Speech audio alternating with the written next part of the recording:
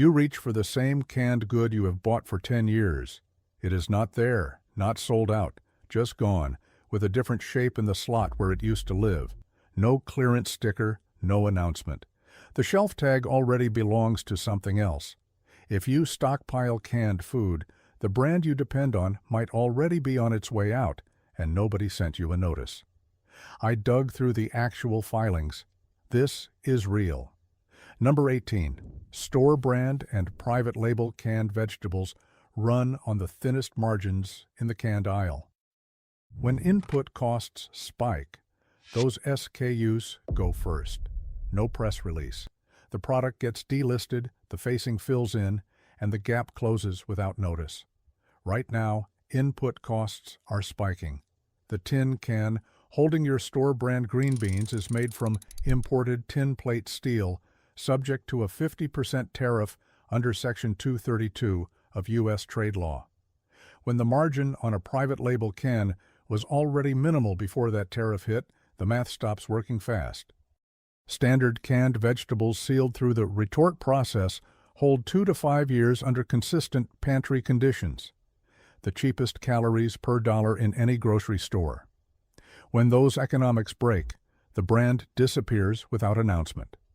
If a store brand you rely on vanishes, buy 2 or 3 times your normal quantity the next time you see it. That restock cycle may be the last one. Number 17. Preppers and serious stockpilers know the number 10 can. Roughly 6 pounds per unit, approximately 109 ounces, standard in warehouse clubs and restaurant supply stores.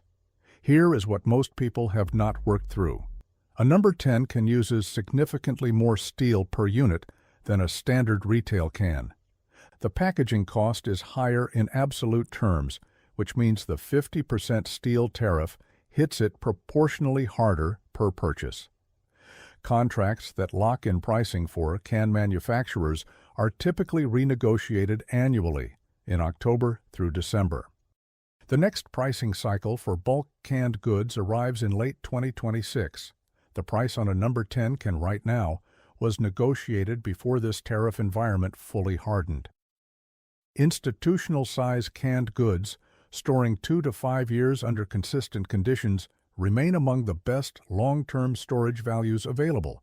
The opportunity is real. The price window on it is not indefinite. Number 16. Canned baked beans are underrated in a serious stockpile. Each serving delivers around 6 grams of protein along with meaningful dietary fiber, and the entire meal is already cooked inside the can. No added water, no cooking equipment. Open it and heat it or eat it cold. LDS home storage guidance and traditional Amish pantry practice both anchor on legumes for the same reasons: high caloric density, usable protein, long shelf life, affordable at scale. Shelf life runs 2 to 5 years.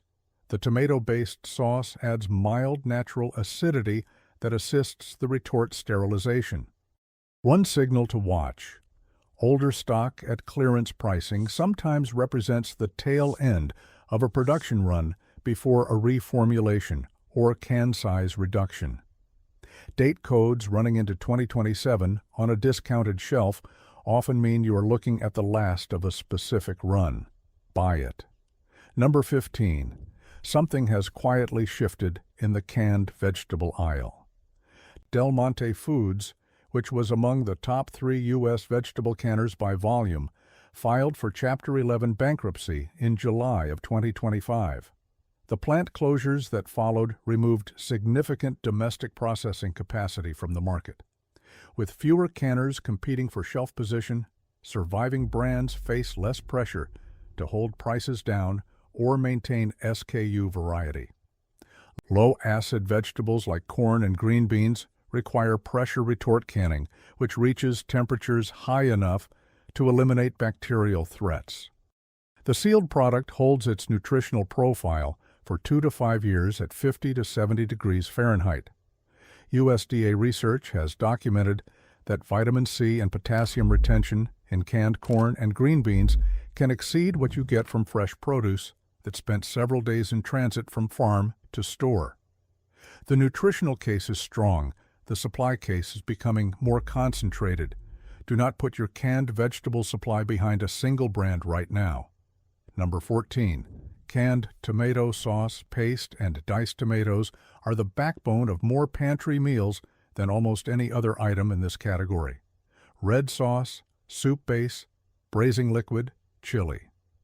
The versatility multiplies every protein and starch in your storage rotation, which is exactly why the structural problem here matters.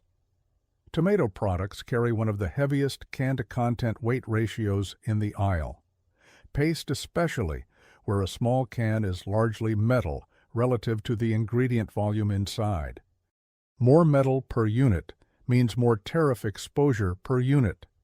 The 50% steel tariff hits this category harder than most other shelf items. The storage case is strong regardless.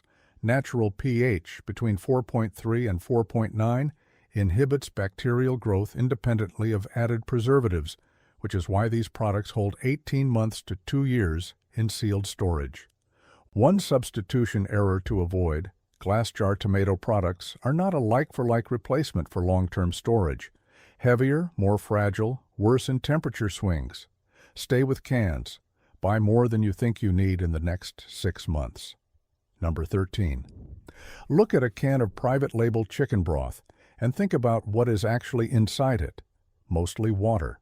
A small amount of chicken extract. Some sodium. The ingredients are nearly free relative to the cost of the container. That is why broth is the most tariff-exposed product in the canned aisle. When the can represents most of the total cost, a 50% steel tariff affects the unit price more dramatically than almost any other shelf item. Manufacturers cannot absorb that.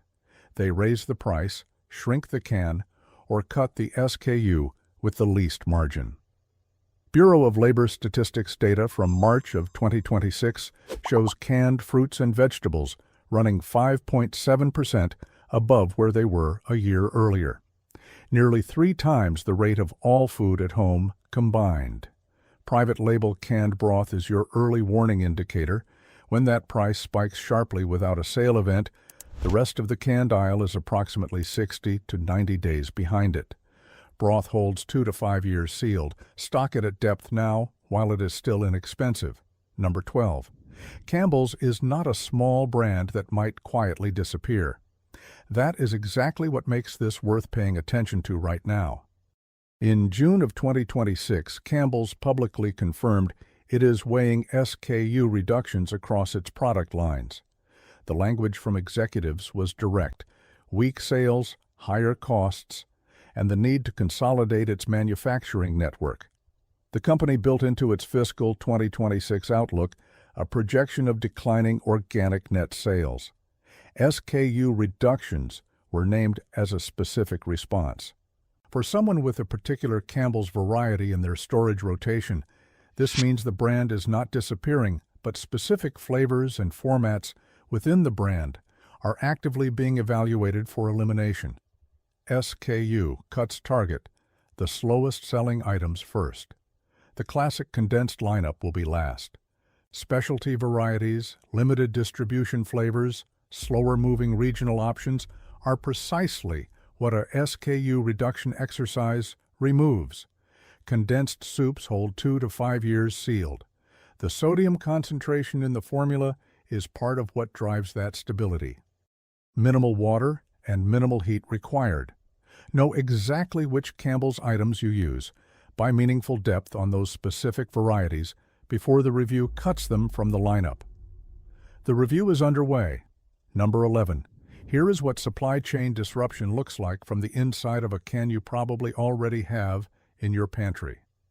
Native Forest Organic Coconut Milk publicly confirmed it switched part of its sourcing from Thailand to Sri Lanka due to a coconut crop shortage compounded by tariff pressure on Southeast Asian imports. The company disclosed that Sri Lankan coconut milk has a higher tendency to separate when the can's temperature falls below 80 degrees Fahrenheit. The separation looks like curdling. The company clarified it is harmless and reverses with 15 minutes in warm water followed by stirring. Most people who opened a familiar can and found the texture completely wrong thought the product had failed. It had not. The label looked exactly the same. The sourcing, the processing method, and the consistency had quietly changed. That is what sourcing disruption looks like from the consumer side. The can is the same. The product is not. Canned coconut milk holds 2 to 5 years unopened. Dense calories, shelf-stable fat, useful in any storage-based meal rotation. Buy current inventory before the next sourcing adjustment changes the equation. Number 10. Campbell's is not the only major food company restructuring right now. Hormel Foods confirmed in late 2025 that it ended bacon production at its Tucker, Georgia facility as part of a company-wide initiative called Transform and Modernize. The reasoning, the age of the equipment and the capital required to bring it into alignment with long-term strategic goals. Analysts noted that Hormel joins General Mills, Conagra, and Campbell's in a documented pattern of major food manufacturers closing or downsizing production facilities in the recent period. For the stockpiler, this does not mean Hormel products are broadly disappearing. It means that production previously handled by older regional plants is being redistributed, and regional SKUs are the most vulnerable during that redistribution. A plant closure does not eliminate a brand. It eliminates the production specific to that plant's output, which often means the variants sold in the regions that plant served go first. Fully cooked, pressure-canned meat products hold 2 to 5 years properly stored. Check your local shelf now. If the selection has already narrowed, that narrowing may not reverse. Buy depth on what is still there. Number 9. Canned fruit is the shortest shelf life item in the canned food aisle, and most people do not treat it differently than canned vegetables. Where canned vegetables hold 2 to 5 years, canned fruit runs 1 to 2 years for best quality. The reason is chemistry. Natural sugars and acids in fruit interact with the interior, lining more aggressively over time than the lower sugar content in most vegetables. Past the optimal window, texture degrades. Past that, flavor degrades even when the product is technically safe. LDS home storage guidelines recommend canned fruit as a vitamin C source and morale item, while specifically noting the faster rotation requirement. Buy it, rotate it. Do not treat it like beans or rice. Now the supply side. The company that was one of the largest producers of canned fruit in the United States just exited bankruptcy by selling its assets in pieces, with its U.S. canned fruit business explicitly carved out and left in unresolved ownership. Fewer major canners stand behind American canned fruit supply today than 18 months ago. Rotate faster. Stock now. Number 8. This is where general pattern gives way to specific documentation. Kitchen Basics, Broth and Stock, is a brand serious home cooks built their cooking around because of genuine quality differentiation. Clear flavor, clean ingredients, consistent performance. In March of 2026, Del Monte Foods finalized the court-supervised sale of substantially all of its assets to Fresh Del Monte Produce. The deal was valued at $285 million and covered the Del Monte trademark alongside its vegetable, tomato, and refrigerated fruit business operations. Kitchen Basics Broth and Stock was explicitly excluded from that transaction, not inadvertently overlooked, explicitly listed as an excluded asset in the court and SEC filing documents. The Kitchen Basics and College Inn brands, along with their physical production assets, were placed in the wind-down category of the bankruptcy estate. In plain terms, Kitchen Basics currently has no confirmed buyer, no confirmed production plan, and no public commitment to continued operations under any ownership. A follow-on transaction is possible. None has been announced as of the public record. If Kitchen Basics is in your cooking or storage rotation, buy a backup case today, not because it is definitely going away, because a federal bankruptcy document says its future is unresolved and you have no reason to wait. Number 7. College Inn is the same story. The fact that it is the same story is the point. College Inn canned broth has been in American grocery stores since the 1920s. More than 100 years of shelf presence. The kind of product people buy without thinking because it has simply always been there. It was also explicitly excluded from the Fresh Del Monte acquisition. The SEC filing and the bankruptcy court documents name it directly alongside Kitchen Basics. Both brands and their physical production assets were left outside the $285 million deal and placed in the wind down. 2 broth brands, both named, both excluded. In a court-supervised sale process, that is not a coincidence. Fresh Del Monte made a deliberate choice about which assets it wanted in its go-forward business. Broth and stock were not part of that strategy. Layer the steel tariff context underneath. Broth is mostly water, mostly can, with almost no ingredient cost. The economics of making broth profitable inside a metal container were already under pressure from the 50% tin plate tariff before the bankruptcy added ownership uncertainty.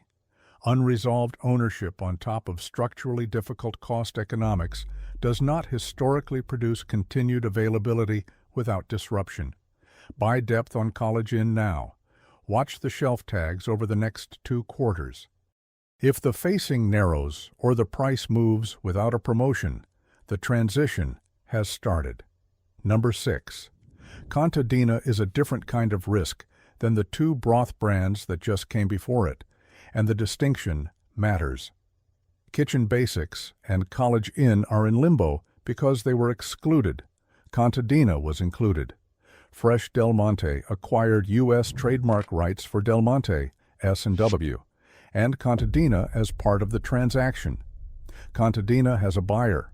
Its name is not in the wind down. Here is why that is less reassuring than it sounds. When a company acquires a brand through a bankruptcy asset sale, they acquire a name and some operational infrastructure. What they do not automatically inherit is the supplier network, the distribution agreements, and the institutional knowledge that produced the product in its previous form. All of that has to be rebuilt under new ownership. Trademark changing hands in a bankruptcy acquisition typically precedes one of 3 outcomes: reformulation, repackaging, or a temporary availability gap, while the new owner builds their version of the product. Contadina tomato products hold 18 months to 2 years in sealed storage due to the natural acidity of tomatoes. A pH between 4.3 and 4.9 inhibits bacterial growth independently of synthetic preservatives. The storage science holds regardless of who owns the brand. Recognize the situation for what it is. The Contadina product on your shelf today may not be identical to what replaces it under new production. If there is a specific formulation you depend on, stock a meaningful supply of what exists right now. Number 5. S&W is a budget-tier canned fruit brand with real penetration among cost-conscious buyers who stockpile at volume, and its situation is documented in a federal filing. The SEC disclosure from Fresh Del Monte Produce specifically identifies which assets were included and excluded in the Del Monte Foods acquisition. That document, publicly searchable on the SEC Edgar database, lists canned fruit and ambient packaged fruit products under the Del Monte and S&W brands for the United States, Puerto Rico, and Mexico as assets excluded from the transaction, not sold, not transferred, excluded. Fresh Del Monte acquired the S&W trademark. The actual U.S. canned fruit business operating under that name, including its physical production assets, was explicitly placed in the wind down. The brand name may find a separate buyer in a follow-on transaction. The current U.S. production line for S&W canned fruit is not part of any confirmed go-forward business as of the court record. That is as close to a documented end signal as this category produces without a press release that reads discontinued. Canned fruit holds 1 to 2 years for peak quality. If S&W is in your rotation, stock what you can now, while distribution remains normal. Number 4. Del Monte canned fruit cocktail spans generations in the American pantry. Depression-era households used it to stretch limited calories across a week. LDS home storage recommendations reference it as a vitamin C source and variety item. It has been on American grocery shelves essentially unchanged for close to a century. It falls directly under the same excluded asset status as S&W. The U.S. canned fruit business under the Del Monte brand was explicitly carved out of the Fresh Del Monte acquisition. The company acquired the Del Monte trademark. It did not acquire the business of producing Del Monte canned fruit for American consumers. Those are two different things, and the SEC filing separates them clearly. Fresh Del Monte now owns the right to call something Del Monte. The business of actually putting Del Monte canned fruit in a can and distributing it to American grocery stores sits in a bankruptcy wind-down with no confirmed buyer. One thing worth holding on to about what canned fruit cocktail does in a long-term storage rotation. When a household lives off shelf-stable staples for weeks, the presence of something sweet, something different from beans and broth, is not a small thing. Morale degrades without variety. Food diversity is functional, not optional. Del Monte fruit cocktail has been the simple, affordable answer to that problem for a century. Its future is currently unresolved. Buy what you need of it now. Number 3.